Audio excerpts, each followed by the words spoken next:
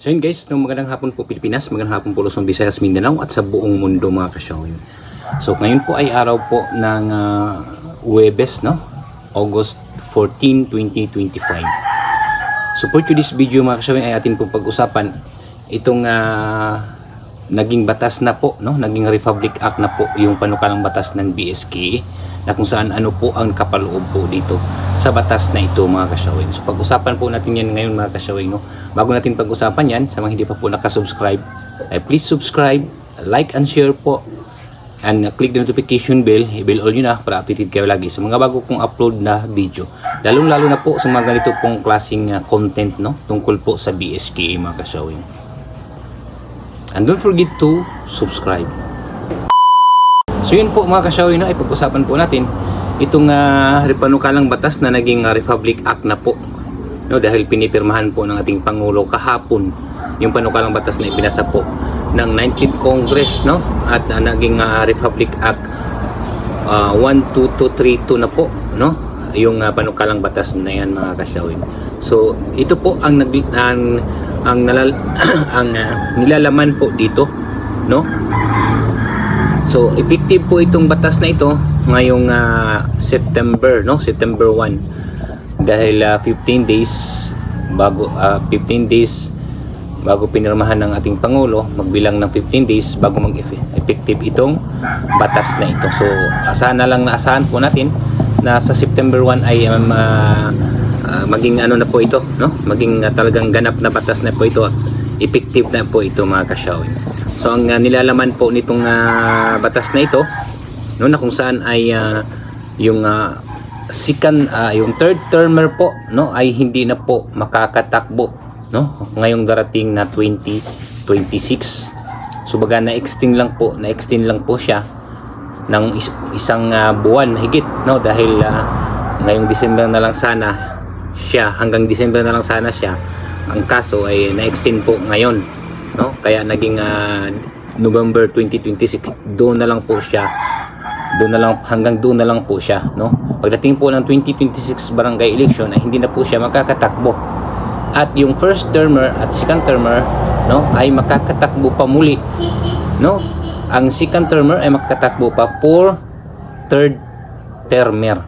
So makikinabang pa siya ng 4 na taon, no. Lalo na po yung first term, no, makakatakbo pa siya ng ngayong 2026 to second term niya, tapos another na naman sa 2030 to third term niya. So dalawang makakinabang pa siya ng dalawa yung first term. Yung second term po ngayon ay makakinabang na lang po siya ng isang termino na 4 years. Malinaw po na yun po ang nakalagay po doon sa batas ng Republic Act number 12232, no.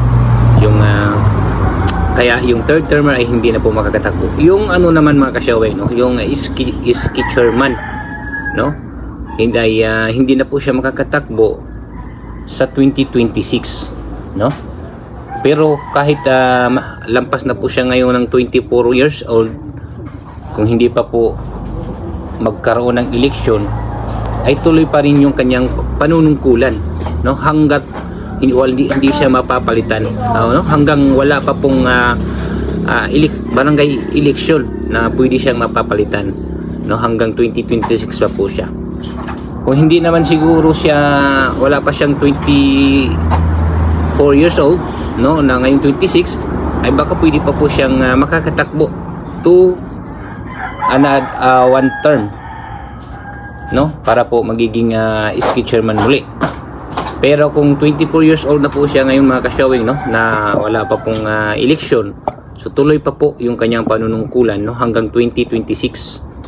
Doon po malinaw po ang nakalagay po doon sa Republic Act 12232 na pinipirmahan po ng ating Pangulo kahapon. So ayan mga kasyawing, no, ay dumating na rin yung pinakahihintay ng mga barangay officials, kung yun ba'y maging batas, yung pag-postpone or pag-fixed term sitting ng mga barangay officials. So finally ay pinirmahan na po kahapon, no, ng ating Pangulo. Kaya maraming nagsasabi na hindi daw mapipirmahan yan, hindi matutuloy yung panukalang batas na yan. Pero kahapon ay pinipirmahan na po, no? Tinutuldukan na po ng ating Pangulong Bongbong Marcos yung mga maraming haka-haka sa mga barangay officials na hindi daw matuloy yan, no? Ganon. Pero pinipirmahan na po ng Pangulo kahapon. So at sinasabi po ng ni Comelec George Garcia, no, na hindi daw makakalusot ito sa Supreme Court, no, dahil wala naman po daw nilabag yung ginagawa po ng yung pinipirmahan po ng ating Pangulong Republic Act, no, 12232.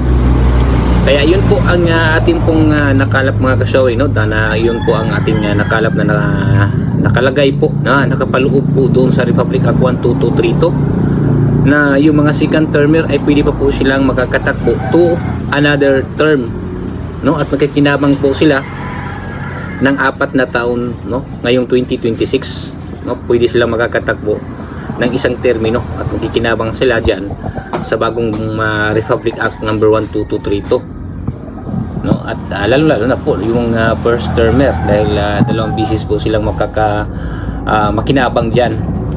No, pero yung third termer po mga kasyawi ay hanggang 2026 na lang po sila, no, hindi na po sila pwede makakatakbo pagdating ng 2026 dahil hanggang doon lang po ang kanilang termino, no. Yun po ang nakalagay dyan sa Republic Act number 12232 at wala pong sinasabi na back to zero yung position po ng mga barangay officials, kundi ganun pa rin, natuloy pa rin yung hanggang third termer. Tuloy pa rin hanggang third termer yung mga barangay officials, pero yung iski chairman po ay isang termino lang po siya. So yun po ang nakalagay po doon sa panukalang batas. So ayan, asa na yung mga nagsasabi mga kasyowing, no, na hindi po pipirmahan ng ating Pangulo, di ba? Yun nga sabi ko sa inyo, di ba, dati pa talaga nagbablog po ako ng ganito ganon na pipirmahan at magiging batas ito. Yun, at ganon nga, magiging batas talaga yun dahil inisip po nila, no, dahil mayroon po silang mga gustong gawin sa 2028, kaya ipapasa talaga yan nila, di ba? Yung ibang content creator dyan na asa na nagsabing hindi na po matutuloy yan, hindi matuloy yan, at tuloy na tuloy ang December, di ba? Kaya kung naniniwala po kayo sa mga sinasabi ko, ayan na po, di ba? Tuloy na ang extension ng 1 year at fixed term ng 4 years, no? Effective po yan sa September 1 mga kasyawing.